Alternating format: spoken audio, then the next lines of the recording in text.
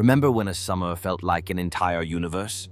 Long days, endless light, and a sense that the world would wait for you? Now, you blink, and it's December again. Another birthday, another Monday, another year, gone. And the strangest part, you don't remember how it slipped away. Today, we're going to unravel one of the deepest illusions we live under. The idea that time is simply ticking along, unaffected by us. Because the truth is, time is not something you watch. It's something you feel, something you shape.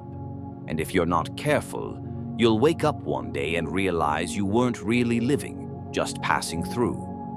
Let's start with a lie. The lie that time is objective. From the moment we're born, we're surrounded by clocks. We're told there are 24 hours in a day, 60 minutes in an hour, 60 seconds in a minute.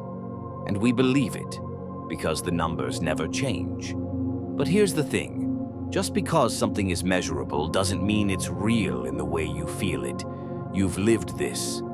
10 minutes in line at the DMV feels like a lifetime, but 10 minutes laughing with friends on a road trip? Gone in a blink. This contradiction drove French philosopher Henri Bergson to declare that the clock has betrayed us. He called the measured version of time, clock time, useful but shallow. He believed that real time, what he called la durée, can't be counted. It's not on your watch, it's in your awareness. It flows differently for each of us, depending on how alive we are in the moment. And once you realize that, everything changes. Because then the question becomes, are you living time, or are you just counting it? Now, let's take a turn into psychology. Why does time feel like it speeds up as we get older? One explanation is called proportional theory. When you're 5 years old, a year is 20% of your life. That's huge. At 50, a year is just 2%. It feels like a blink, but that's only half the story. Neuroscience tells us that novelty is the secret ingredient. When something is new, your brain pays attention. It lays down richer memory traces. Time feels fuller because your mind was engaged. But when life becomes routine, your brain stops bothering. No new memories, no vivid markers. It all blurs together. One commute, one meeting, one screen scroll melting into the next. And so a week feels like a day. A year feels like a sigh. It's not that time is speeding up. It's that you're not really living it anymore. Now let's go deeper. German philosopher Martin Heidegger said something radical. Time is not something out there. It's something you are. He called it being toward death. And no, this isn't about being morbid. It's about being awake. Because only when you realize that you're finite, that your time will end, do you start to live intentionally. You stop wasting your life on autopilot. You stop waiting for the weekend. You stop assuming you'll always have tomorrow. Heidegger's point was that humans are the only creatures aware of their own endings. And this awareness can either destroy you or awaken you. You start asking bigger questions. What am I doing with this day? Is this moment aligned with who I want to be? Am I just filling time? Or am I feeling it? This is the terrifying beauty of time. It slips through your fingers not because it's fast, but because you stopped holding on. Let's talk about memory. Because how you remember time is just as powerful as how you live it. When you think back on your life, you don't remember minutes or hours. You remember moments. The first time someone said, "I love you." The silence after bad news. The night you stood under the stars and felt infinite. These moments stretch. They glow. They stand apart from the noise. Bergson believed that memory is not stored like a file, it's lived in the present. Every emotion, every habit, every past experience bleeds into your now. It's why nostalgia can make decades feel like yesterday, and trauma can make seconds feel like hours. Your experience of time is colored by what lives inside you. This is why aging can feel like fading. As we grow older, we have fewer firsts, fewer surprises, fewer milestones. Without novelty, the river of time flattens. Days lose detail, and life, once vivid, becomes beige. But here's the good news. You can choose to color it again. Let's return to the battlefield, the war between science and soul. In 1922, Einstein and Bergson faced off in a now famous debate. Einstein saw time as a fourth dimension, a precise, unbending fabric woven into the universe. For him, time was mathematical, predictable, absolute. But Bergson pushed back. He said, "That's not the time we live, that's not the time we feel." For Bergson, Einstein's time was lifeless, a corpse on a lab table. He believed that true time was warm, messy, elastic, shaped by love, sorrow, joy, attention. They were both right. Einstein gave us the time of planets. So now the real question, how do you reclaim your time? Here's how. Not with productivity hacks or time management apps, but with attention, with presence. Here are 4 ways to slow time down and start living it again. Seek novelty. Take a new route to work. Learn a song on an instrument. Try something uncomfortable. Your brain wakes up when you step off the beaten path. Be present, not just productive. Stop measuring your day by tasks completed. Instead, ask, did I feel anything today? Create meaningful moments. Call your friend and talk for an hour. Watch the sunset without filming it. Make time for memories, not metrics. Contemplate time itself. Sit with the idea that your time is finite. Not to fear it, but to cherish it. Because time doesn't belong to your calendar. It belongs to your consciousness. And when you bring awareness to this moment, this breath, you bend time. You stretch it. You bring it back to life. So is time speeding up? Not really. You're just not showing up, but you can. Starting now. Look away from the clock. Put the phone down. Step out of the algorithm and into you. You'll be surprised how slow life can feel when you start living it on purpose. Because the truth is, you are not a prisoner of time. You are the author of it. So write something worth remembering. The deeper reason time feels like it's slipping is not just psychological, it's existential. Every fleeting moment reflects our finitude, the inevitable fact that we are running out of time. Philosopher Martin Heidegger called this being toward death. It's not meant to be morbid. In fact, for Heidegger, death gives time its meaning. You see, if we lived forever, time would mean nothing. But because we don't, every hour contains urgency, weight, and value. When we ignore this truth, we drift. When we face it, time becomes sacred. But modern life doesn't encourage this reflection. It distracts us from it. Today, your time isn't just measured, it's monetized. Social media, endless notifications, bingeable content. These tools hijack your attention, fragment your awareness, and fracture your perception of time. Each scroll is a second slipped. Each autoplay is a trapdoor into timelessness, not in the poetic sense, but in the numbing one. You finish a show, open your phone, and look up hours later asking, what just happened? Philosopher Byung-Chul Han argues that we now suffer from what he calls temporal fragmentation. We are no longer present in deep, meaningful time.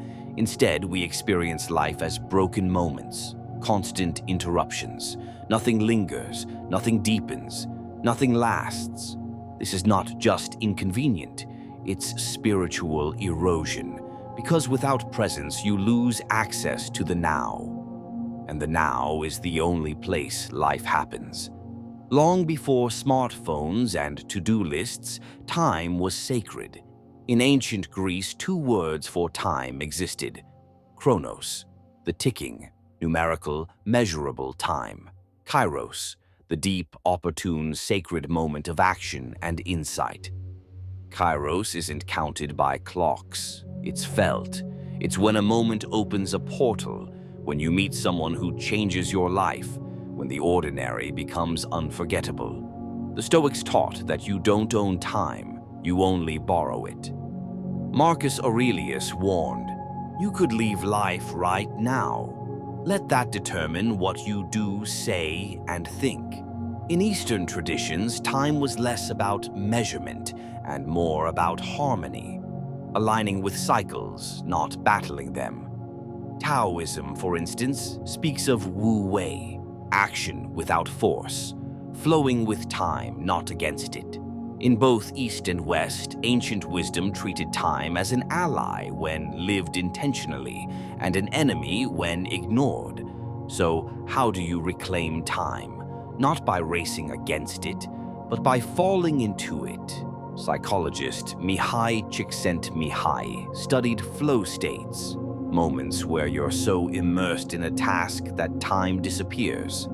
Ironically, these moments, though fleeting, feel longer, fuller, and more vivid in memory. That's la durée, in action again. Reclaiming time means becoming present, not occasionally, but as a practice. That doesn't mean quitting your job or becoming a monk. It means small daily rebellions. Replace background noise with silence. Walk without your phone. Eat without a screen. Set sacred hours where you're unreachable, not for anyone else, but for your soul. Because to reclaim time, you must first reclaim your attention. Memory is how time leaves its fingerprints. The more meaningful the moment, the deeper the print. That's why first kisses, epic trips, and heart-shattering losses feel so massive. They're carved deep in your brain. So, to live longer, not by years but by perception, you need to live wider. Create more firsts, seek novelty, learn a new language, visit unfamiliar places, say yes to something mildly terrifying. Every new experience stretches time. Every risk you take expands the canvas.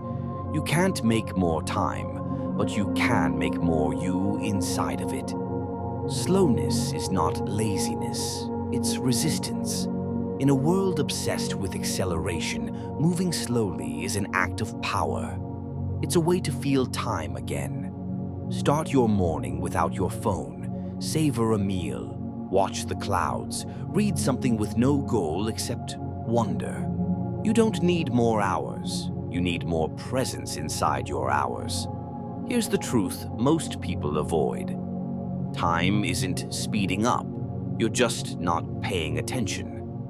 We have confused duration with duration awareness, and in that confusion, life leaks away. But the good news, you can come back to presence, to meaning, to kairos, to the sacred now. Time will still pass, but when you live it deeply, it doesn't just pass, it expands. So the next time you feel the year has vanished, ask yourself, did I live it with depth, with awe, with intention?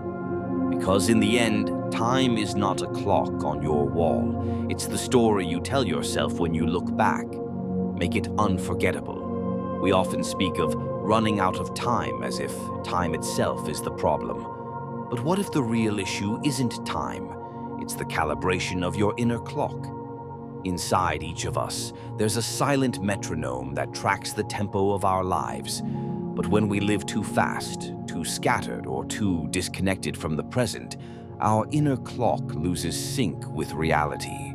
Days blur, hours vanish, weeks feel like pages ripped out of a calendar.